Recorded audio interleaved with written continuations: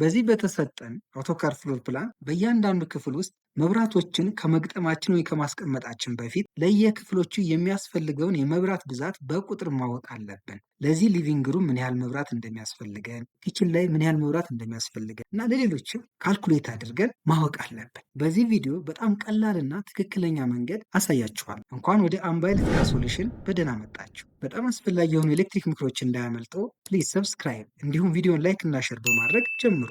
በአንድ ክፍል ውስጥ የሚያስፈልገን የመብራት ብዛት በቁጥር ለማስላት ማድረግ ያለብን ዋና ዋና ሂደቶች ወይም ስቴፖች አሉ።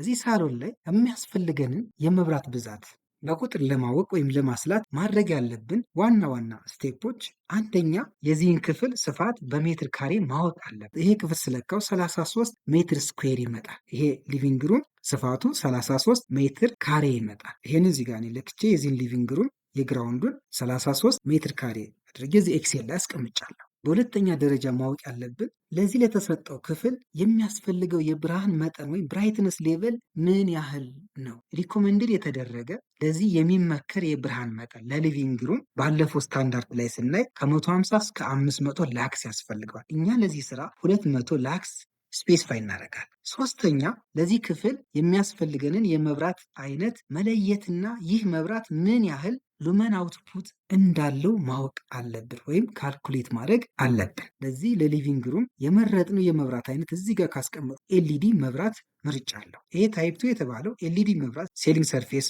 ታይፕ መብራት ነው። 24 ዋት አለው። 2000 ሉሚኔስ ፍሌክስ አውትፑት አለው። ጄኔሬት የሚያደርገው ማለት ነው። ለሊቪንግ ሩም በጣም ስዊቴብል ነው። በአራተኛ ደረጃ እዚህ ጋር የሚያስፈልገንን የመብራት ብዛት ካልኩሌት ከማድረጋችን በፊት ዩቲላይዜሽን ፋክተር እና ሜንቴናንስ ፋክተር አናሊሲስ ማድረግ አለ።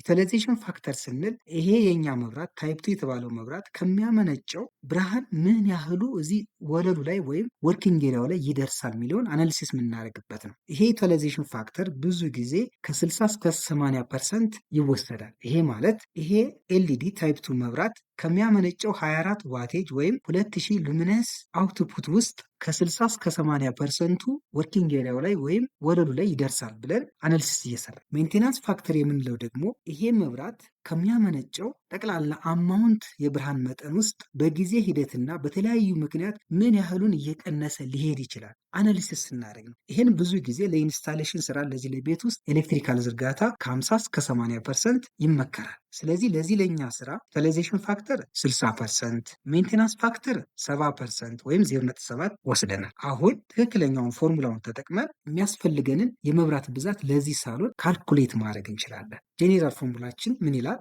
ጠቅላላ የመብራት ብዛት ኤን እኩል ይሆናል በሩም ውስጥ የሚያስፈልገው የብራይትነስ ወይም የብርሃን መጠን ሲባዛ በሩሙ ስፋት በሜትር ስኩዌር የተቀመጠው ማለት ነው ጠቅላላ ሲካፈል ከአንድ መብራት የምናገኘው የብርሃን መጠን ሉመን አውትፑቱ ሲባዛ በሜንቴናንስ ፋክተር ሲባዛ በዩቲላይዜሽን ፋክተር። ለካልኩሌሽን እንዲመቸን በኤክሴል ላይ ብናደርገው በጣም የተሻለ ነው።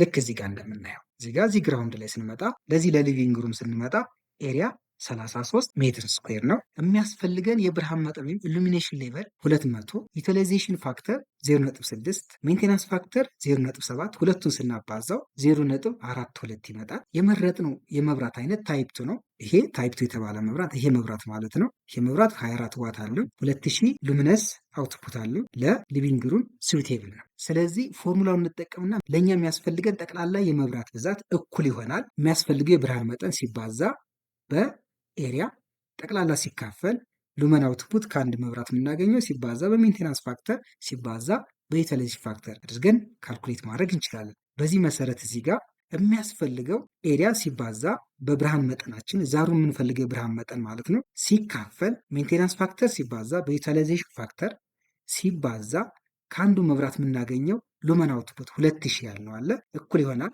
7.9 መብራቶች ያስፈልጉናል። ይሄ 7.9 ስናጠጋጋው 8 መብራት ፖይንቶች ወይም የመብራት ብዛት ይመጣል። ስለዚህ እዚህ ሳሎን ላይ እዚህ ጋር 8 ታይፕ 2 የሆኑ ኤልኢዲ መብራቶች ያስፈልጉናል ማለት ነው። በሚቀጥለው ቪዲዮ እነዚህን መብራቶች እዚህ ጋር እንዴት ዩኒፎርም በሆነ መንገድ እንደምናሰራጭ እናያለን። ከዚህ ቪዲዮ ጠቃሚ ነገር ካገኛችሁበት ቪዲዮ ላይክ እና ሼር ማድረግ እንዳይረሳ። እንዲሁም ቻናላችን ሰብስክራይብ ያደርጉ። በተከታታይ የምናዘጋጃቸውን ቪዲዮዎች በቀላሉ ማግኘት ይችላል። ታንክ ዩ ቬሪ ማች ፎር ዮር ዋቺንግ።